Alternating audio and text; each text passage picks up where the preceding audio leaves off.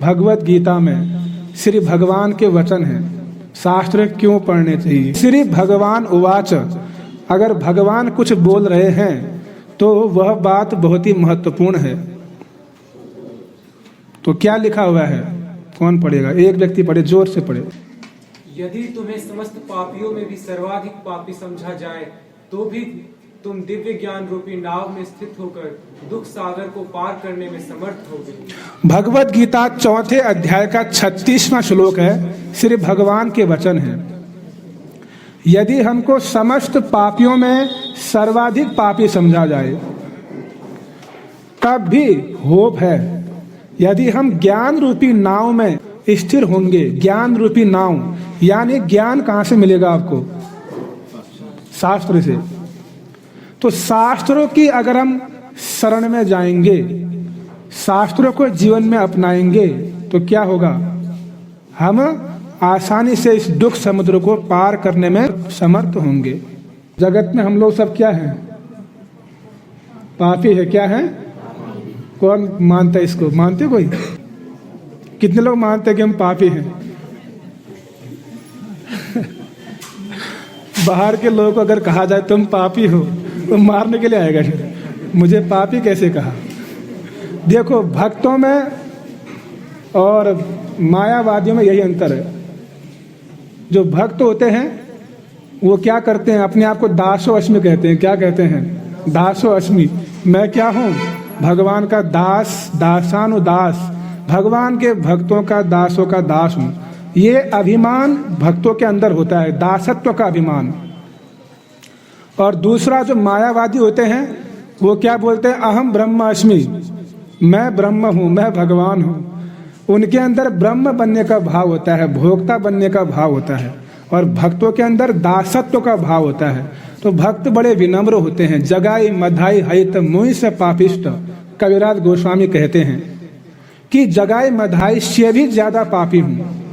यदि कोई मेरा नाम भी ले लेगा तो उसके रहे सहे पुण्य भी खत्म हो जाएंगे। कौन कह रहे हैं ये? चैतन्य चरितामृत के लेखक कृष्णदास कविराज गोस्वामी के वचन हैं। और हम लोगों को कोई पापी कह दिया जाए तो बड़ा गुस्सा हो जाएंगे, क्रोधित हो जाएंगे कि मैं कैसे पापी हूँ? जानते नहीं हो मैं रोज 16 माला करता हूँ, तुलसी जी की परिक्रमा करता हूँ, मंगल आरती करते हैं, भागवत सुनते हैं, आपने मुझे पापी कैसे कह दिया?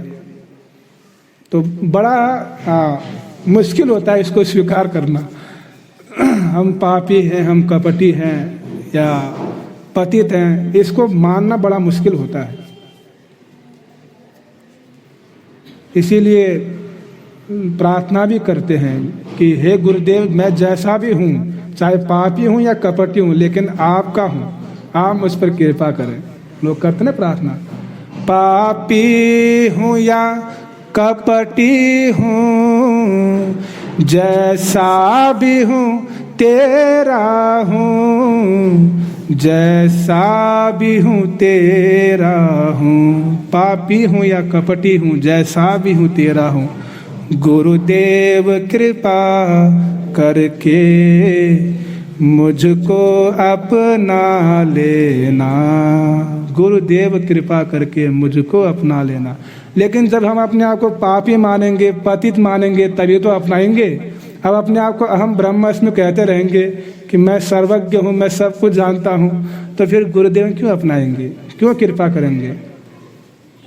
तो दासो अस्मि का भाव लाना पड़ेगा हम लोगों को। अपने आप को तुच्छ समझना होगा। तो आचार्य लोग हमको ये शिक्षा देते हैं। तो इसीलिए भगवान यहाँ पर कहते हैं, यदि तुम्हें समस्त पापियों में भी सर्वाधिक पापी समझा जाए। क्यों हम पापी क्यों हैं? क्योंकि हमारे हृदय में क्या अज्ञानता है। तो अज्ञानी व्यक्ति क्या करता है? पाप करता है। तो फिर क्या होगा? यदि उसको ज्ञान आएगा, ज्ञान कहाँ से आएगा? शास्त्रों को पढ़ने से, सुनने से आएगा। तो फिर वो क्या करेगा? पाप कर्म छोड़ देगा और इस भवसागर को आसानी से पार कर जाएगा। फिर भगवान आगे बोलते हैं, क्या बोलते हैं? कि जैसे प्रज्वलित अग्नि ईंधन को भस्म कर देती है, उसी प्रकार हे अर्जुन, ज्ञान रूपी अग्नि भौतिक कर्मों के समस्त फलों को जला डालती है।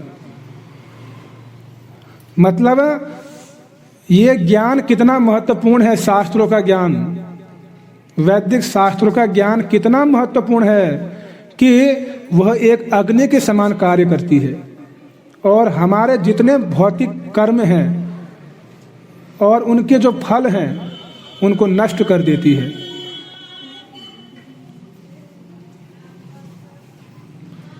ये चौथे अध्याय का 40वां श्लोक है, यहाँ 37 लिख दिया है। तो क्या बोलते हैं कि जो अज्ञानी, यहाँ पर भगवान थोड़ा सावधान कर रहे हैं व्यक्तियों को।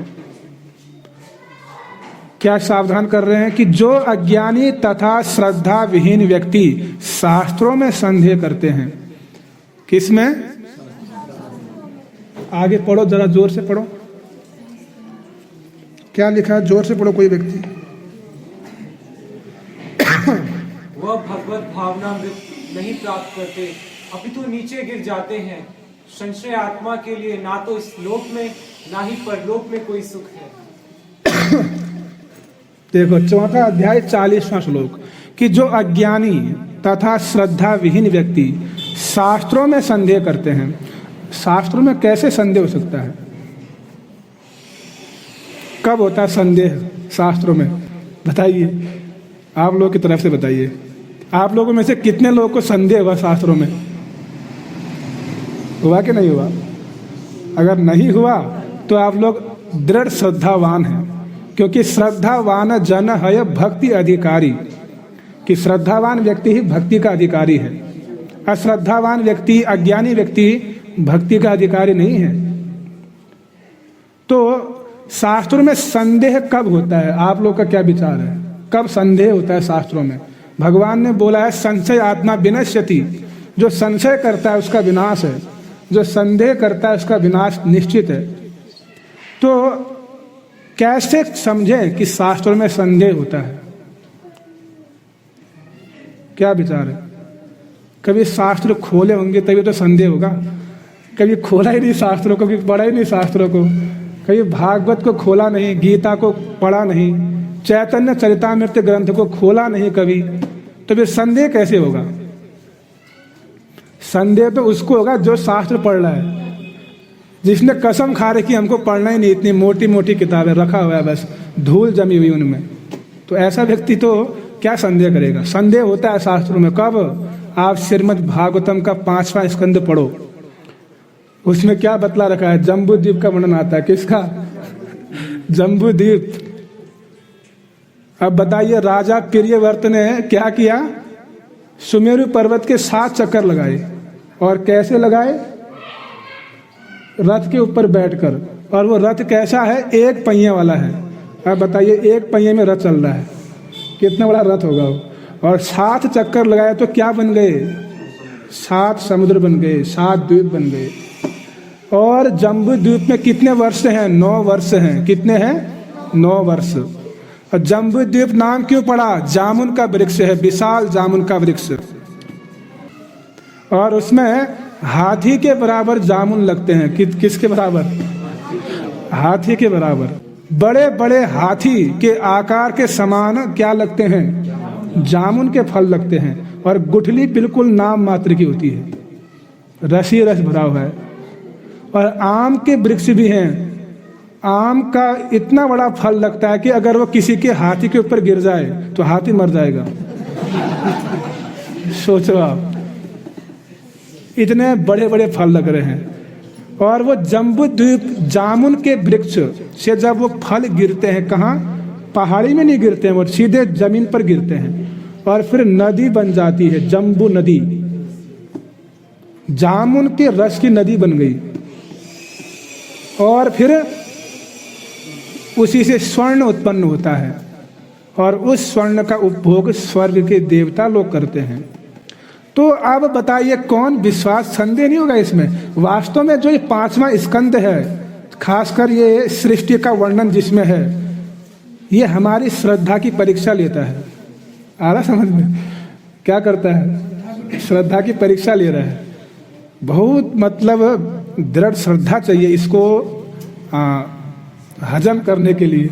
बताइए, अब इतना बड़ा जामुन का फल है, हमको तो दिखता नहीं है, तो फिर डाउट होता है कि यार होता होगा कि नहीं होता होगा, पता नहीं, संशय होता है, कि संदेह होता है शास्त्रों में, होता कि नहीं होता है। ऐसे ऐसी जब कथाएं सुनते हैं, फिर लोग क्या बोलते हैं, मैथोलॉजी है, ये सब काल्पनिक है, संदेह करते हैं लोग, इसलिए संदेह करते हैं। तो ऐसे जब विषय हम शास्त्रों से सुनते हैं तो फिर हमको संदेह होता है।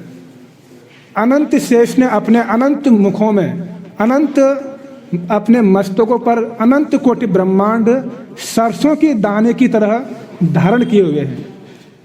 अब बताइए संदेह होगा इसमें भी, कैसे संभव हो सकता है। तो लोग संशय करते हैं। कौन संशय करता है? अज्ञानी व्यक्ति, अश्रद्धालु व्यक्ति। भगवान ने पहले ही बोल दिया कि श्रद्धा विहीन व्यक्ति और अज्ञानी व्यक्ति क्या करेगा? संदेह करेगा।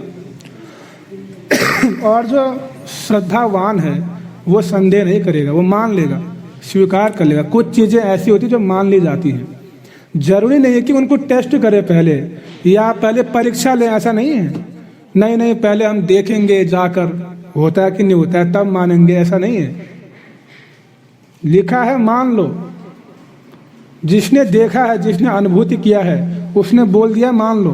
ट्रांसफार्मर के पास डेंजर लिखा हुआ है बहुत बड़े अक्षरों में। अब आपने कहा मैं विश्वास नहीं करूंगा इस पर, पहले क्या करूंगा? पहले अनुभव करूंगा, परीक्षा लूंगा पहले। और आपने जाके क्या कर दिया? परीक्षा ले ली, टेस्ट कर लिया, तो बाद में रिपोर्ट देने लायक नहीं रहोगे। फिर क्या था? तो क्या है? अच्छा कि भाई मान लो जो लिखा हुआ है। कुछ बातें ऐसी होती हैं जो माननी पड़ती है, क्योंकि उससे पहले लोगों ने अनुभव किया भाई डेंजर क्या होता है, कितना खतरनाक है। जो अनुभव किए हैं वो लिखे हुए हैं इसीलिए। तो उसी प्रकार जो सुखदेव गोस्वामी हैं वो अनुभव किए हैं, सब देखे हैं।